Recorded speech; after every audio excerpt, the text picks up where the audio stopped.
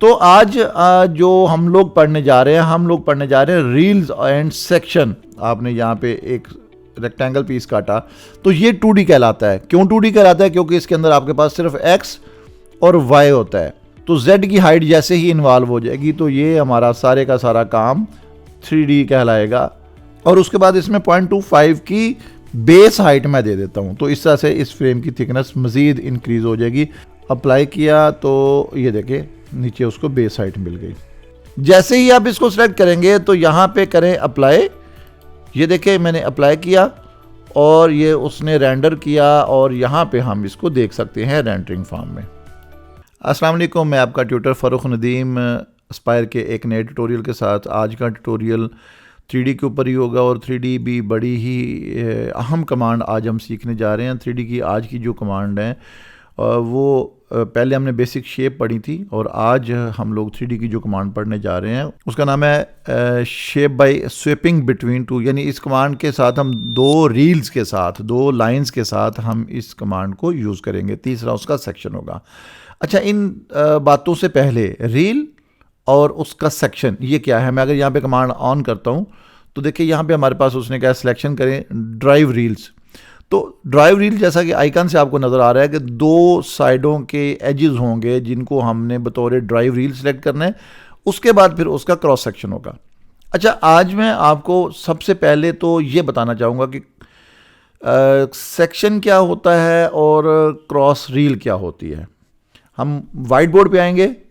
ये अक्सर आप लोगों ने फ्रेम देखा होगा। फ्रेम के अगर मैं फ्रेम ले लें या जिसे आप लोग बीडिंग बोलते हैं, गोला बोलते हैं, अगर मैं उसी किसी प्रोफाइल को पकड़ता हूँ तो नॉर्मली उनकी शेप इस तरह से स्ट्रेट होती है और उसके ऊपर जो क्रॉस सेक्शन होता है वो कुछ इस अंदाज से होता है, ऐसे। अब ये जो शेप आपको नज़र आ रही है, अगर आप इसको पीछे लेके जाएंगे तो ये उसके एजेस इस तरह से पीछे जा रहे होते हैं। तो ये वाली जो शेप है, ये जो हमें यहाँ पे नज़र आ रही है, अगर मैं इसको थोड़ा सा बाहर निकाल के रखूँ तो ये शेप ये वाली बनेगी, ऐसे ऐसे, यहाँ से ये वाली जो शेप है इसको हम लोग कहते हैं सेक्शन। तो ये वाली जो सेक्शन है ये हमें हर 3D में चाहिए होती है। एक्चुअली जब 3D की बात करते हैं तो हमारे पास दो एक्सिस जो हैं जिसे 2D हम कहते हैं वो ऑलरेडी हम यूज़ कर रहे होते हैं। जैसे अगर आप इसको x कहते हैं तो ये वाली जो साइड है इसको हम y कहते हैं। इसी तरह से अगर आप इस डायरेक्शन को y कहेंगे तो ये x बन जाएगा।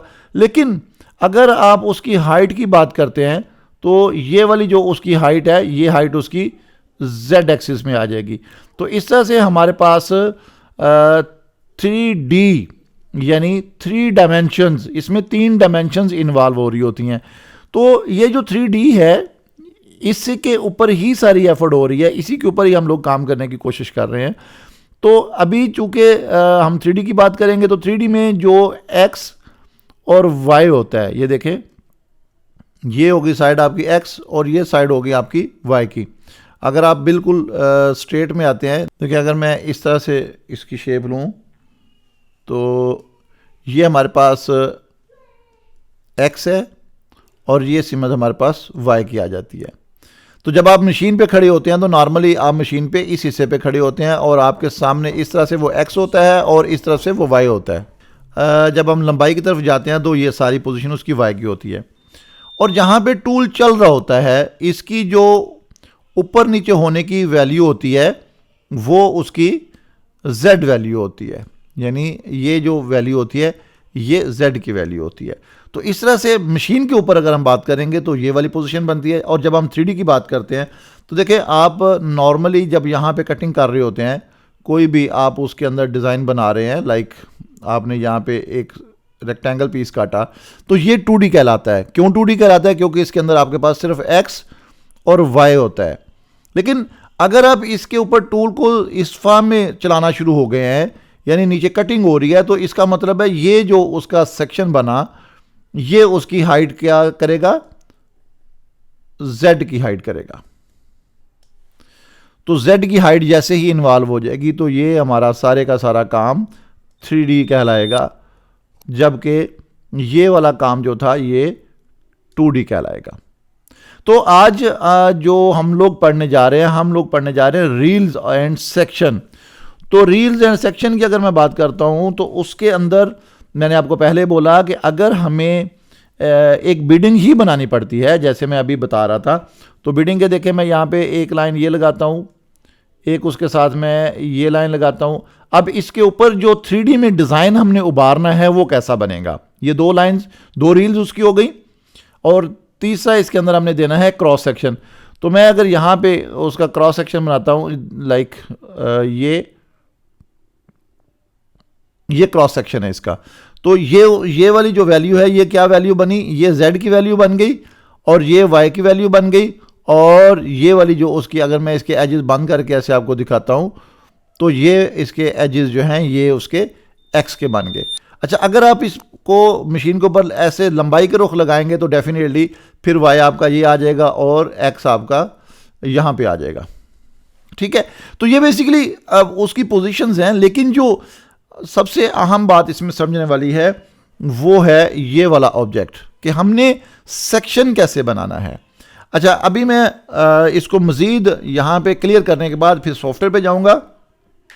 देखिए क्या होगा, हमने अभी एक डिज़ाइन बनाने जा रहे हैं। डिज़ाइन नहीं है, बस एक एक्सरसाइज है कि मैं एक कर्व लेता हूँ और फिर मैं उसके साथ एक स्ट्रेट लाइन लेता हूँ, और इन दोनों के दरमियान जो सेक्शन है वो हम मुख्तलिफ सेक्शन के साथ काम करेंगे। एक ये सेक्शन ले लेंगे और एक हम यहाँ से उसका अपोजिट सेक्शन ले लेंगे, लाइक दिस। इस तरह से हम अभी काम करके सॉफ्टवेयर पे देखते हैं और आपको आइडिया हो जाएगा कि ये रील्स एंड सेक्शन कैसे काम करता है। तो अभी हम सॉफ्टवेयर पे वापस चलेंगे जी। अभी हम सॉफ्टवेयर पे आ गए। यहाँ पे आके सबसे पहले हम ये उसकी ड्राइव रील्स बना रहे हैं। देखिए मैंने यहाँ पे ये एक लाइन ड्रॉ की और उसके साथ मैंने ये एक आर्क ड्रॉ की। ये देखें, इसी तरह से मैं यहाँ पे एक आर्क उसके अपोजिट साइड पे ड्रॉ करता हूँ, और इनके क्रॉस सेक्शन देखिए मैं यहाँ से इसको ये नेगेटिव साइड पे क्रॉस सेक्शन देता हूँ। कहीं पर भी आप इसे रख दें, कोई इशू नहीं है। ये एक मैंने इस साइड पे ये उसको नेगेटिव क्रॉस सेक्शन दिया। अब हमारे पास ये उसके क्रॉस सेक्शन भी बन गए और ये रील्स भी बन गई। सबसे पहले मैं इन 2 रील्स को सिलेक्ट करता हूँ। देखें, आप मॉडलिंग पे आ जाएं। ये हमारे पास कमांड मौजूद है उसकी रील के लिए। 2 लाइंस के दरमियान जो है इसको हम कहते हैं 2 रील स्वेप। इसको सिलेक्ट करें और साथ इस लाइन को सिलेक्ट करें। ये मैंने शिफ्ट की मदद से इन दोनों को सिलेक्ट किया कि जी मैंने इस लाइन को सिलेक्ट किया और उसके बाद मैंने इस लाइन को सिलेक्ट किया। ये 2 लाइंस मेरी क्या बनेगी, रील। तो मैंने जैसे ही यहाँ पे यूज सिलेक्शन को किया, यानी मैंने सिलेक्शन यूज कर ली है। यहाँ पे वो कह रहा है कि इसका सेक्शन सिलेक्ट करें, तो मैंने ये उसका सेक्शन देखें। अब देखिए माउस के साथ सेक्शन का ऑप्शन भी बना हुआ है। ये छोटा सा आप देखें, माउस के साथ सेक्शन का आइकन लगा हुआ है। मैंने इसको सिलेक्ट किया। जैसे ही आप इसको सिलेक्ट करेंगे तो यहाँ पे करें अप्लाई। ये देखें मैंने अप्लाई किया और ये उसने रेंडर किया, और यहाँ पे हम इसको देख सकते हैं रेंडरिंग फॉर्म में। ठीक है जी, ये देखें। और अब देखिए उसकी बेस की थिकनेस यहां पे नहीं है। बेस की थिकनेस चूंकि हमने रील सिंपल रील के साथ एक क्रॉस सेक्शन सिंपल बनाया हुआ है, तो इस वजह से उसने बिल्कुल बॉटम लाइन से उसको जितना ये सेक्शन यहां से उठा हुआ है उतना उसने उसे ऊपर उठा दिया। इसी तरह से इसको अप्लाई करने के बाद मैं स्टार्ट न्यू कंपोनेंट करता हूं। अब न्यू कंपोनेंट के लिए मैं एक ये लाइन सेलेक्ट करता हूं और इसके साथ मैं एक ये वाली लाइन को बतौर रील सेलेक्ट करूंगा।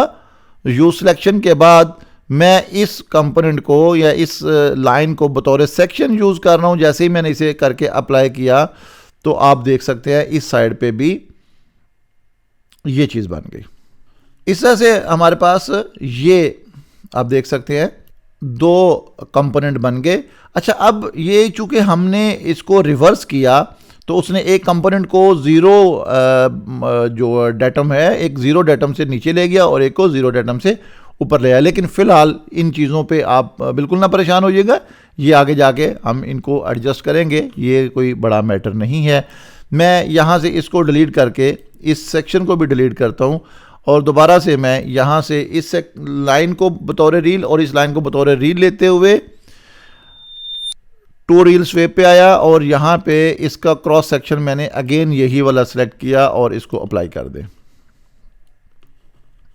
जैसे आप इसको अप्लाई करेंगे तो अब यहाँ पे देख सकते हैं, ये देखें दोनों एक पोजीशन पे यहाँ पे मौजूद है।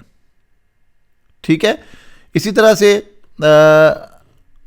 अब हमें इसकी एक और प्रैक्टिस यहाँ पे देखते हैं। मैं इन दोनों कंपोनेंट्स को, जो अभी हमने कंपोनेंट्स बनाए, इनको मैं डिलीट करता हूँ और इसकी जगह पे मैं एक और क्रॉस सेक्शन बनाने जा रहा हूँ। ये देखें, मैंने ये लाइन लगाई, ये लाइन लगाई और इसके लेवल पे मैंने इसको जूम कर लें, इसके लेवल पे ये लाइन लगाई।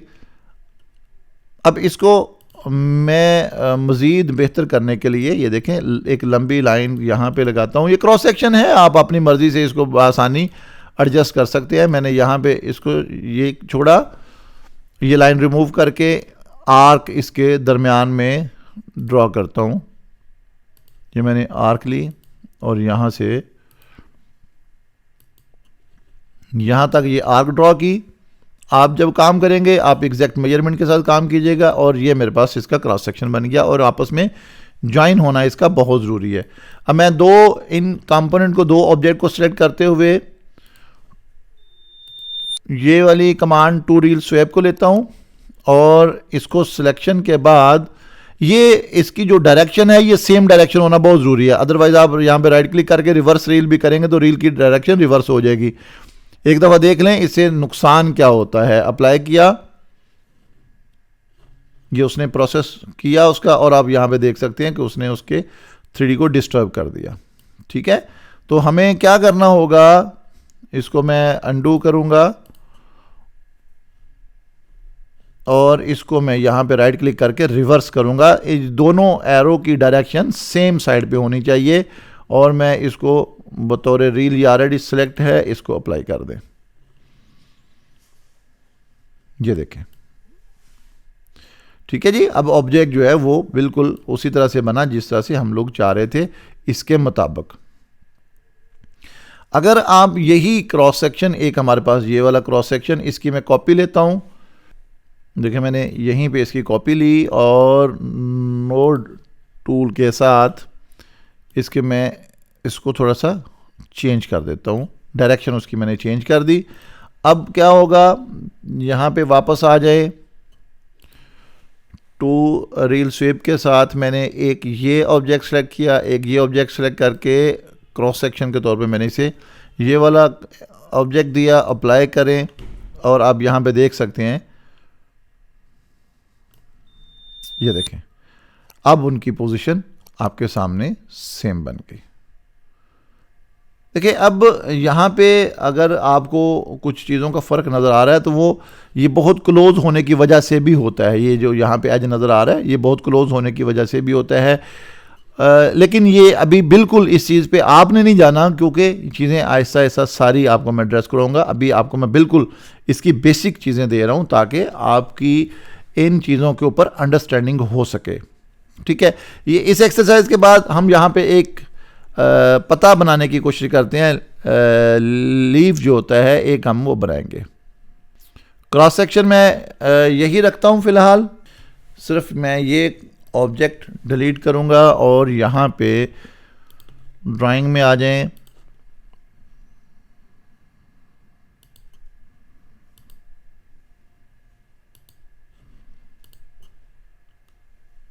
इसको मैं मिरर करता हूँ। ये देखिए हमारे पास ये दो ऑब्जेक्ट यहाँ पे मौजूद हैं। इनके ऊपर हम कोई एक क्रॉस सेक्शन हम यहाँ पे देते हैं। देखें दोनों ऑब्जेक्ट को मैंने सेलेक्ट किया। सेलेक्ट करने के बाद मैं यहाँ पे टू रील स्वेप पे जाता हूँ और इसको सिलेक्शन करने के बाद ये मैंने कमांड को सिलेक्ट करके अप्लाई कर दिया।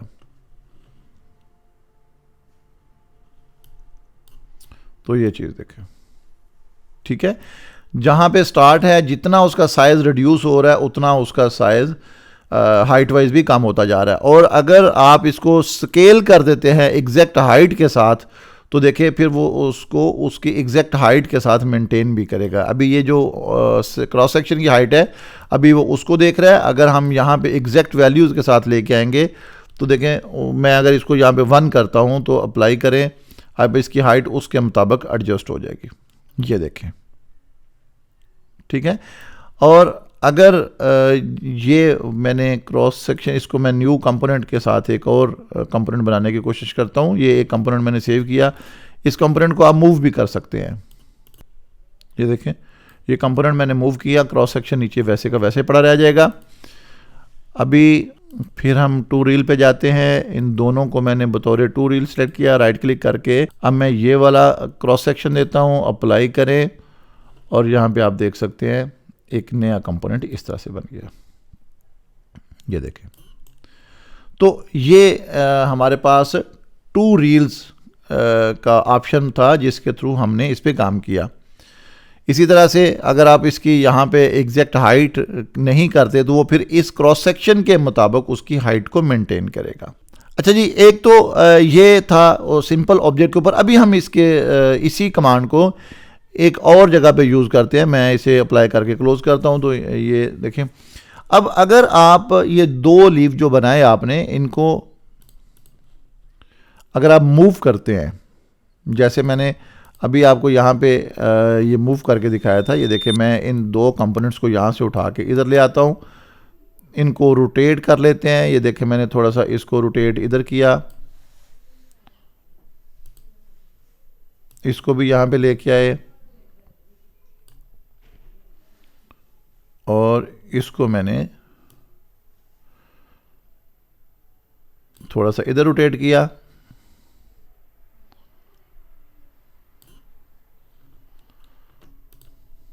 तो आप इन ऑब्जेक्ट्स को आसानी यूज़ कर सकते हैं, किसी किस्म का भी कोई मसला नहीं है। आप जैसा भी इनको यूज़ करना चाहें बआसानी यूज़ कर सकते हैं। अगर आपको इनकी बेस हाइट की ज़रूरत पड़ती है, लाइक ये वाला कंपोनेंट है तो इसकी बेस हाइट की ज़रूरत पड़ती है, तो इसको सेलेक्ट करने के बाद आप सेटअप पे आ जाए। ये देखें, मैं उसके प्रॉपर्टीज़ या सेटअप पे आके यहाँ पे मैं उसको बेस हाइट भी दे सकता हूँ, जैसे यहाँ पे आप देख सकते हैं। ये देखिए, उसकी बेस हाइट बन गई। ये हमारे पास उसका सब्ट्रैक्शन का ऑप्शन था। आप यहाँ पे सब्ट्रैक्शन में जाएंगे तो ये वाला ऑप्शन देगा। अगर आप उसको मर्ज में लेके जाएंगे तो ये देखें, वो उसके अंदर उसने उसे मर्ज कर दिया। वो जो डुप्लीकेशंस हो रही थी वो यहाँ पे ख़त्म हो गई। ठीक है, पोजीशन वही रहेगी जो हमने उसकी पहले बनाई। इसी तरह से आप अगर इस ऑब्जेक्ट से बाहर आते हैं, वापस इस ऑब्जेक्ट पे आते हैं, तो इसकी भी अगर आप बेस हाइट देना चाहते हैं तो राइट क्लिक करके इसको यहाँ से प्रॉपर्टीज़ पे आ जाएं, या फिर यहाँ पे ये वाला जो आपको एक साइन मिल रहा है, आप उसकी मदद से इसको बेस हाइट आराम से दे सकते हैं। ये देखिए, मैंने इसको भी बेस हाइट दी, थोड़ी मज़ीद इंक्रीज़ करते हैं। ये देखें, बेस हाइट उसको आ गई। अच्छा, चूँकि हमने उसमें जो फीचर ऐड कर दिया है उसके ये सब्ट्रैक्शन का, हमने उसमें मर्जिंग के साथ सब्ट्रैक्शन ऐड की हुई है, तो इस वजह से हमें इससे किसी किस्म की कोई प्रॉब्लम नहीं आएगी। ये एक दूसरे के साथ मर्ज होते हुए ये शेप क्रिएट कर रहे हैं। तो आप अब फर्दर इनके ऊपर भी जो भी कुछ आप बनाना चाहें आप आसानी बना सकते हैं। 3D में यही कमांड्स होती हैं जो नॉर्मली इस्तेमाल हो रही होती हैं। ऐसे ही इसके अंदर अगर मैं फ़र्ज़ करें इस ऑब्जेक्ट को प्रॉपर्टीज़ में लेके जाता हूं, तो हमारे पास यहाँ पे देखें ये भी 2 फीचर्स मौजूद हैं, उसकी फेडिंग का है और टिल्ट का है। अगर मैं इसकी फेडिंग पे बात करता हूँ, ये देखें, अब फेडिंग में उसने, अब देखें उसका सिरा थोड़ा सा उसने ऊपर कर दिया। मज़ीद अगर आप इसको, ये 50% है, मैं इसको यहाँ पे मज़ीद बढ़ाता हूँ तो आप देखें उस कंपोनेंट को उसने मज़ीद यहाँ पे उसके साथ एडजस्ट कर दिया। अगर मैं इसे 100% कर देता हूँ तो वो भी आप देख सकते हैं। ये तो ये बेसिकली उसकी फेडिंग है। मैं अगर फेडिंग ऑफ करता हूँ तो वो वापस अपनी जगह पे चला जाएगा। अगर मैं इस कंपोनेंट को सेलेक्ट करके ये फेडिंग ऑन करता हूँ, ये देखें, इसको सेट करते हैं, क्लिक किया तो अब देखें वो आपस में मर्ज हो गए। इसी तरह से इसकी प्रॉपर्टीज़ में मैं जाके इसके अंदर टिल्ट का फीचर ऑन करता हूँ। ये देखें किस कंपोनेंट को, इस कंपोनेंट को मैं पकड़ता हूं। अब आप यहां से आप इसको समझ सकेंगे। अब इसकी देखिए थिकनेस स्टार्ट और एंड पे एक जैसी थिकनेस आ रही है। मैं इसको एक साइड पे टिल्ट करवाता हूं, यानी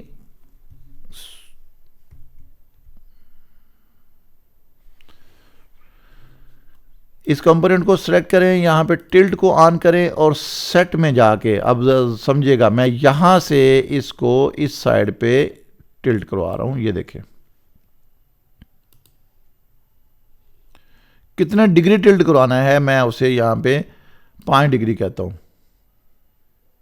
वो देखें उसने इस पॉइंट को नीचे रखा और इस साइड पे उसको 5 डिग्री ऊपर उठा दिया। तो आपने देखा अक्सर डिज़ाइन हमारे एक साइड से उठे होते हैं और एक साइड से बैठे होते हैं, तो वो क्या होता है, टिल्ट का फीचर उसमें यूज़ किया जाता है। ये देखें अब मैं यहाँ से इसको यहाँ तक करता हूँ और डिग्री उसको मैंने क्लिक किया और इसको अप्लाई। ये देखें अब उसकी पोजीशन वहाँ से मज़ीद चेंज हो गई। ये बेसिकली इसमें टिल्ट का फीचर मौजूद है। ये देखें यहाँ से अगर मैं करता हूँ, अब वो चूंकि यहां से एक साइड पे उसने टिल्ट किया। अब अच्छा, अब इस टिल्ट को ना जरा बोर्ड पे समझे। मैं आपको बोर्ड पे ये टिल्ट समझाना चाहूंगा, टिल्ट किस तरह से काम करता है। ये देखिए आप अगर गौर करें तो ये जो कंपोनेंट है यहां से अगर मैं इसकी ये वाली डायमेंशन चेक करूं तो यहां से इसकी डायमेंशन ज़्यादा है और यहां से इसकी डायमेंशन कम है। तो इसका मतलब क्या हुआ, ये इस साइड पे टिल्ट हुआ है। यानी इनके ऊपर एंगल की बात करता हूं तो यहां से निकल के ये वाला जो एंगल है इसका ये बढ़ता जा रहा है। यहां पे कम है, यहां पे एंगल इसका बढ़ता जा रहा है और ये बेसिकली उसकी टिल्टिंग पोजीशन है। अच्छा, अगर मैं इसको यहां से इस जगह से टिल्ट करवाऊं तो क्या होगा कि एक साइड नीचे और एक ऊपर हो जाएगी। किस तरह से होगी, यहां पे हम एक नए ऑब्जेक्ट के ऊपर बात करें। फर्ज करें हमारे पास ये एक लाइन है और हमारे पास ये एक उसका सेंटर पॉइंट है, ये वाला। अब इस सेंटर पॉइंट से अगर तो आप यहां से लाइन को ऊपर उठाते हैं तो ये पोजीशन बनी और इसी तरह से इसके दूसरी साइड पे ये पोजीशन बनी। और अगर आप यहां से लाइन को उठाएंगे तो उसकी पोजीशन ये बनेगी। तो इसका मतलब ये हुआ कि आप अगर यहां से उठा रहे हैं तो एक साइड उसकी नेगेटिव जा रही है और एक साइड पॉजिटिव जा रही है। और अगर आप यहीं से उसको उठाते हैं इस तरह से तो ये वाला जो ऑब्जेक्ट बन रहा है, ये वाला पूरा ऑब्जेक्ट अगर मैं ये वाला दिखाऊं आपको तो ये सारे का सारा इस जीरो लाइन से ऊपर बना हुआ है। लेकिन अगर आप इसको घुमाते हैं, फॉर एग्जाम्पल यहाँ पे हमारे पास ये एक बॉक्स बना, आप अगर इस बॉक्स से इसको घुमाने की कोशिश करेंगे तो ये बॉक्स ऐसे आ जाएगा।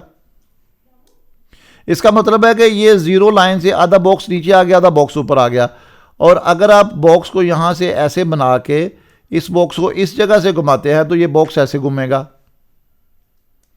यानी इस जीरो लाइन से नीचे तो ना आया, ये जीरो लाइन से ऊपर ही चला गया। अगर आप यहां से घुमाएंगे तो ये आधा नीचे और आधा ऊपर आ जाएगा। तो टिल्टिंग में बेसिकली ये वाला सीन होता है। हम वापस सॉफ्टवेयर पे चलते हैं। यहां पे अभी आपने देखा कि जब मैंने उसको यहां से घुमाया, टिल्ट किया, इस सेंटर से टिल्ट किया तो उसने पिछली वैल्यू को डाउन कर दिया। ये देखें जीरो डेटम से वो डाउन कर दिया और दूसरी तरफ से उसको अप कर दिया। मैं अगर इसको यहां पे वापस करता हूं तो आप देखें वो वापस ऊपर उठ जाएगा, ये वाली पोजीशन आ जाएगी। तो ये बेसिकली टिल्ट का ऑप्शन मौजूद है जिसकी मदद से हम किसी डिज़ाइन की थिकनेस को वेरिएशन देते हैं। एक साइड पे थिकनेस और दूसरी साइड पे थिकनेस और दे रहे होते हैं। तो इस तरह से जब हम ये वाले कंपोनेंट बना लेते हैं, देखें जैसे ये दो कंपोनेंट मैंने इकट्ठे किए और इन कंपोनेंट को आप यहाँ से बेक भी कर सकते हैं। हमारे पास यहाँ पे ऑप्शन मौजूद है बेक का, दिस वन। इन दोनों कंपोनेंट को मैंने बेक कर दिया। अब ये जो कंपोनेंट है इसके पीछे थे वो इसके अंदर मर्ज हो गए। अब इसके ऊपर कोई प्रॉपर्टीज उस तरह से अफेक्ट नहीं करेंगी जिस तरह से पहले कर रही थी। यानी अब ये दोनों कंपोनेंट कंबाइन हो गए। अब अगर मैं इनके नीचे बेस साइड देता हूं तो आप देखिएगा इन दोनों के नीचे बेस साइड अप्लाई होगी। तो ये क्या बना, दो कंपोनेंट का मर्जर करके हमने उसको बेक कर दिया। तो अब इसमें किसी किस्म की कोई उस तरह से मॉडिफिकेशन नहीं हो सकती। जैसे हमने पहले दोनों को अलग-अलग, ये देखिए अब ये दोनों एक हो गए, बेक करके इनको कंबाइन कर दिया, और ये जो बेक हुआ हमने तमाम प्रोसेस करने के बाद इसको बेक किया। अब आप इसको सेलेक्ट करके छोटा बड़ा करें, सब कुछ होगा, कोई किसी किस्म की इसमें प्रॉब्लम नहीं आएगी, क्योंकि बेक का मतलब आप समझते हैं जैसे कच्ची ईंट होती है और उसके बाद उसको पका लिया जाता है, अब वो बेक हो गई है। अब आप उसको जिस तरह से मर्जी जहां मर्जी यूज़ करें। फॉर एग्जांपल अगर मैं इस साइज़ को बड़ा करता हूं, मैं यहां से ये उसका क्रॉस सेक्शन रिमूव कर देता हूं, और मेरे पास एक ये लाइन है, इस तरह से मैं इस लाइन के ऊपर इसको, जैसे वो अक्सर आप देखा मोनोग्राम के ऊपर इफेक्ट आए होते हैं, मैं वो वाला इफेक्ट इस पे देना चाहता हूं, तो इसको थोड़ी सी उसके मुताबिक डायरेक्शन देते हैं। देखिए इस ऑब्जेक्ट को सेलेक्ट करने के बाद ये हमारे पास ऑप्शन मौजूद है कॉपी अलोंग वेक्टर, इसको सेलेक्ट करें, और ये ऑब्जेक्ट जिनको हमने कॉपी करना है, और उसके बाद हमने इसके साथ इस ऑब्जेक्ट को सेलेक्ट कर लिया। जैसे आप इस ऑब्जेक्ट को सेलेक्ट करेंगे, नंबर ऑफ कॉपीज़ कितनी चाहिए आपको, हमें नंबर ऑफ कॉपीज़ 8 कॉपीज़ हम इस पर अप्लाई करते हैं। और सबसे पहले तो इसको आप देखें कॉपी करके ऐसे, ये उसने 8 कॉपीज़ इसके ऊपर कर दी। लेकिन हम इनको जैसे यहाँ पे देखें, अलाइन ऑब्जेक्ट टू कर्व, ठीक है, ये फीचर ऑन करें, मैं इसे एक दफ़ा अंडू करता हूँ, और अब इसे अप्लाई करें, ये देखें, ठीक है। इसी तरह से ये वो एक नई लेयर के साथ जा रहा है, तो इस तरह से हम इनको एडजस्ट कर सकते हैं, उसके मुताबिक इसके ऊपर हम इसे बना सकते हैं। इसकी ऑलरेडी हमने कमांड्स पढ़ी हुई हैं कि इसको हमने किस तरह से एडजस्ट करना है, आप इसको उस तरह से एडजस्ट कर सकते हैं। मैं अगर इसको 3D में लेके आता हूं, तो 3D व्यू में आप देखें,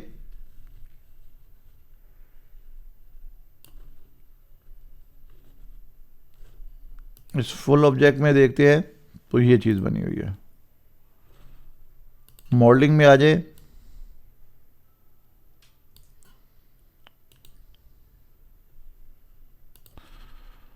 प्रॉपर्टीज में आके हमें इनको करना पड़ेगा मर्ज। ये देखें, जैसे ही मर्ज करेंगे तो वो तमाम कंपोनेंट जो हैं वो ऑटोमेटिकली मर्ज होते जाए। ये देखें,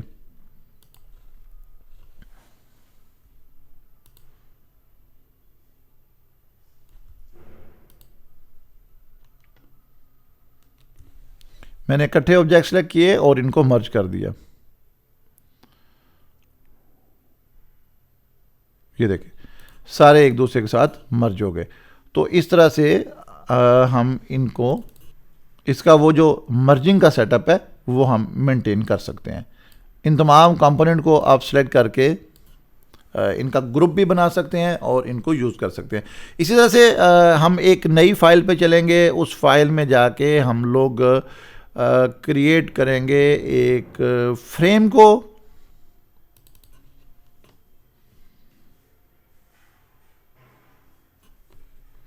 ये देखिए, यहाँ भी हमारे पास एक नई फाइल है जिसके अंदर हमने एक फ्रेम की लेआउट डिज़ाइन की हुई है। डबल रील ऑलरेडी उसमें बनी हुई है, और इस डबल रील को हमने क्रॉस सेक्शन के थ्रू डिज़ाइन करना है। ये एक फ्रेम है, और फ्रेम किस तरह से डिज़ाइन होता है वो आपके सामने है। ये जो उसकी रील्स हैं ये तो आप आसानी डिज़ाइन कर सकते हैं। हम कमांड यूज़ करेंगे डबल रील स्वीप की, ये वाली कमांड यूज़ की, और इन दोनों ऑब्जेक्ट को सिलेक्ट करने के बाद यूज़ सिलेक्शन पे आएंगे, और ये हमने उसकी सिलेक्शन दे दी क्रॉस सेक्शन के लिए। और क्रॉस सेक्शन देने के बाद आपने उसे यहाँ पे अप्लाई किया। अच्छा, अगर आप ऐसे ही अप्लाई करते हैं तो देखिएगा आपको यहाँ पे 3D व्यू मिला। ये देखिए जी, वो उसने जो क्रॉस सेक्शन हमने सेलेक्ट किया वो यहाँ पे अप्लाई कर दिया। अब उसकी थिकनेस हर चीज़ इस क्रॉस सेक्शन के मुताबिक मिली। अच्छा, अगर आपने ये क्रॉस सेक्शन एक ऐड किया और उसके बाद आप इसको थिकनेस देना चाहते हैं तो वो तरीकाकार वही होगा। इस पर आप प्रॉपर्टीज़ लें और इसके नीचे आप जितनी भी थिकनेस ऐड करना चाहते हैं, फ़र्ज़ करें मैं इसके नीचे 0.25 की थिकनेस ऐड करना चाहता हूँ, तो देखिए मैंने यहाँ पे 0.25 दिया और इस पूरे डिज़ाइन के नीचे 0.25 की थिकनेस ऐड हो गई। यहाँ पे आप इसमें बआसानी देख सकते हैं, ये देखें। अच्छा, अब एक चीज़ गौर कीजिएगा, ये जो चीज़ इसमें मैं आपको दिखा रहा, ये देख रहे हैं यहाँ पे ये कॉर्नर के ऊपर उसने ये एक अजीब सी शेप क्रिएट कर दी है। इस कॉर्नर के ऊपर भी देखें ये अजीब शेप क्रिएट हुई हुई है। इसी तरह से जहाँ जहाँ पे कॉर्नर्स आ रहे होंगे वहाँ पे ये थोड़ा सा डी शेप हुआ हुआ है फ्रेम। जारी नज़र आने में तो वेरी गुड था, लेकिन ये गुड नहीं है, ये एरर है। तो ये एरर हमने कैसे रिमूव करना है? अब आ जाएं वापस इसको उसी सेटिंग में हम आएंगे, इसको बल्कि यहीं पे रखते हैं ताकि आप इसको अच्छी तरह समझ सके। मैं इसे अंडू करता हूं, जो या अंडू कर दें या फिर इसके अंदर जो अभी हमने ये कंपोनेंट बनाया था इस कंपोनेंट को डिलीट कर दें। ये कंपोनेंट मैंने डिलीट किया। अच्छा जी, अब करना क्या है ये देखें। जैसे ही आपने दो कंपोनेंट सेलेक्ट किए, टू रील स्वेप को आपने यूज़ किया, यूज सिलेक्शन के बाद एक तो ये देखना आपने कि ये वाला जो काम हुआ है आपने इसको डायरेक्शन सेम करनी है। उसके बाद बहुत इंपॉर्टेंट चीज़ ये है कि आपने इसके ऊपर जो इसके ये वाले कॉर्नर्स हैं, इन कॉर्नर्स के ऊपर आपने ये क्रॉस सेक्शन लेने के बाद, जैसे आप क्रॉस सेक्शन ले लें, क्रॉस सेक्शन लेने के बाद आपने इन कॉर्नर्स के ऊपर आके देखिए, ये मैंने यहाँ पे आया तो उसने स्टार्ट और एंड के ऊपर एक लाइन लगा ली। अब आप ये लाइन लगाने के बाद आप देख सकते हैं कि हर जगह के ऊपर ये लाइंस कुछ आ गई हैं, लेकिन आपने क्या करना है, हर कॉर्नर के ऊपर एक लाइन देनी है जो कि उनको अलाइन करवाएगी कॉर्नर टू कॉर्नर। ये मैंने मूव करके इसको यहाँ पे एग्जैक्ट पोजीशन पे किया। यहाँ पे फिर आप क्लिक करें, ये देखिए ये लाइन यहाँ पे है, इसको मूव करके रेफरेंस पे लेके आए। इस रेफरेंस का हमें फ़ायदा होगा कि हमारे डिज़ाइन में कोई भी वेरिएशन नहीं आएगी। ये मैंने यहाँ पे क्लिक किया और इसको मूव करवा के एग्जैक्ट कॉर्नर पे लेके आए। कोशिश करें कि जहाँ जहाँ पे कोई मेन कॉर्नर आ रहे हैं उस जगह पे इन लाइन को एक दफ़ा अलाइन ज़रूर करवाएं। ये देखें, अब आप देख रहे हैं उसके साथ साथ उसने सेक्शंस बना रहा है और आपको आइडिया भी हो रहा है कि हम किस तरह से इसको अलाइन करते हैं। ये देखें जी, ये एक कॉर्नर रह गया, इस पर भी मैंने क्लिक किया और उसने खुद ब खुद उसको सेक्शन लाइन ड्रॉ कर दी।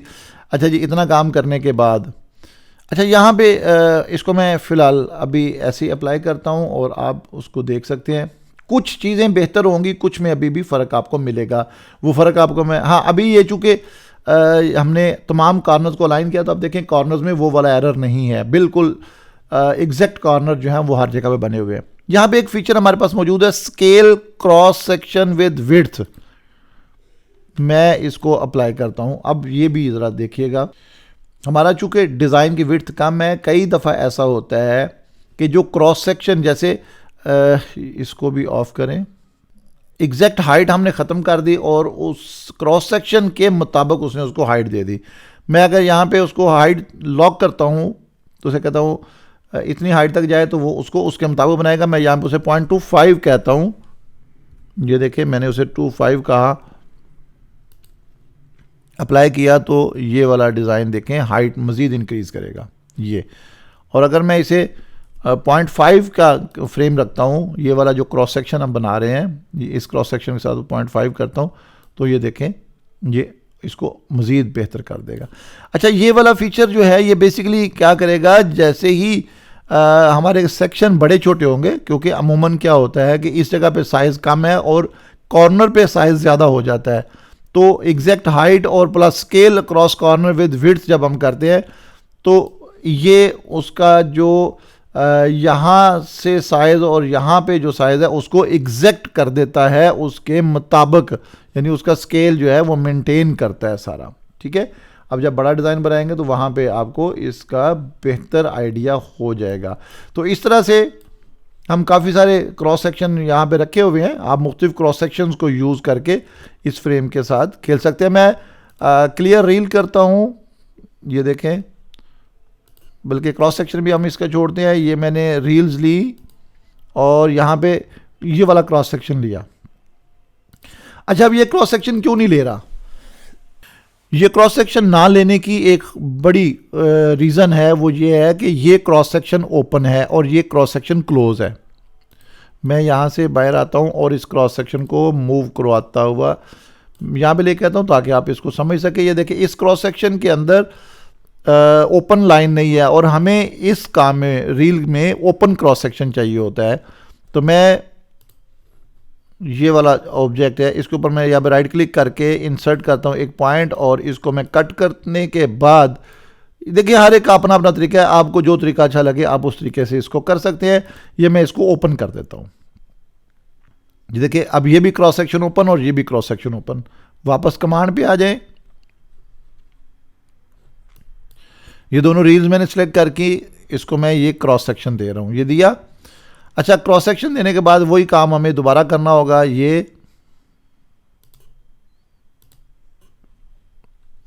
इनको अलाइन भी करें ताकि प्रॉब्लम ना आए हमें, जो ऑलरेडी आप प्रॉब्लम पहले देख चुके हैं, हमने उस प्रॉब्लम से भी बचना है।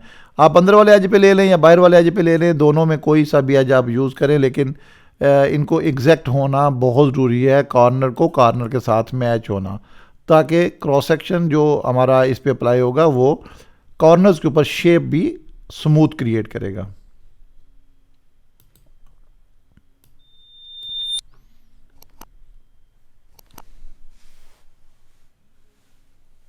जी, तो ये इस तरह से यहाँ पे आपने देखा कि हमने उसको सेक्शन भी मार्क कर दिए। सेक्शन मार्क करने के बाद इसको मैंने अप्लाई किया, तो ये वाला जो क्रॉस सेक्शन है अब उसके ऊपर अप्लाई हो जाएगा, क्योंकि ये ओपन क्रॉस सेक्शन है। ठीक है, यहाँ पे आप देख सकते हैं वो डिज़ाइन यहाँ पे अप्लाई हो चुका है। आप इसकी हाइट को अगर कम करना चाहते हैं तो मैं इसको 3.5 करता हूँ। आप जैसे 3.5 करेंगे तो ये वाली चीज़ यहाँ पे अप्लाई, आप देखो उसकी हाइट थोड़ी सी कम हो गई है। मैं इसको यहाँ पे 0.25 के साथ करने के बाद क्लोज करूंगा।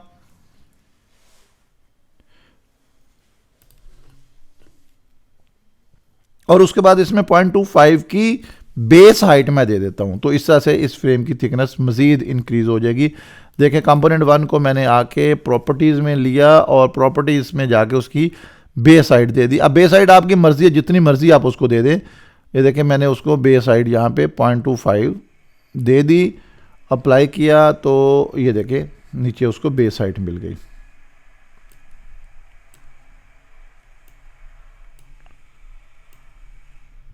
ये आप देख सकते हैं। इसी तरह से अगर आप इसकी ओवरऑल हाइट इंक्रीज करना चाहते हैं तो ये देखें, मैं यहाँ पे उसको मज़ीद हाइट दे रहा हूँ, 0.5 मैंने हाइट दी। और यहाँ पे आप देखें अब उसकी डिज़ाइन जो है वो 0.5 यानी उसमें मज़ीद 0.5 का इजाफा हो गया। तो ये बेसिकली हमारे पास तरीकाकार है। यहाँ पे वही टिल्टिंग और फेडिंग उसकी सारी आ गई। और आप इस फ्रेम को अगर चाहते हैं कि ये फाइनल डिज़ाइन है तो आप इसको यहीं पे भी बेक कर सकते हैं। बेक करने के बाद ये देखें, ये कंपोनेंट 1 था और या वो बेक हो गया। अब इसके ऊपर आप कोई ऐसी उस तरह से तब्दीली नहीं कर सकते, ये लॉक हो गया। लॉक करने के बाद आप इसकी हाइट को कम कर सकते हैं, यानी ये वैल्यूज़ तो आप उसमें ऐड कर सकते हैं। देखिए, मैंने उसे 0.5 पे किया, ये देखें अब ये ओवरऑल उसकी वैल्यू पे अफेक्ट कर रहा है।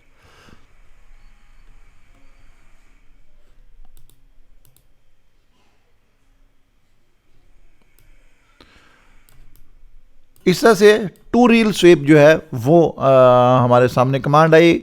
मैं अच्छी उम्मीद रख सकता हूँ आपसे कि आपको इस चीज़ की समझ आई होगी और आप इसके साथ मुख्तलिफ कंपोनेंट जो है वो आसानी बना सकेंगे।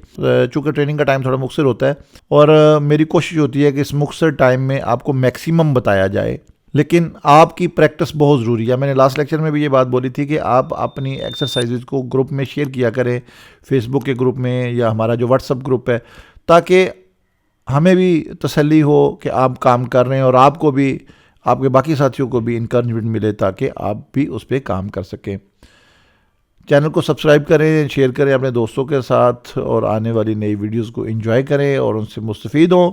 अपनी दुआ में याद रखिएगा। इंशाल्लाह नए लेक्चर, नई ट्रेनिंग, नई टेक्निक के साथ, नई कमांड के साथ दोबारा मुलाकात होगी। अल्लाह हाफिज़।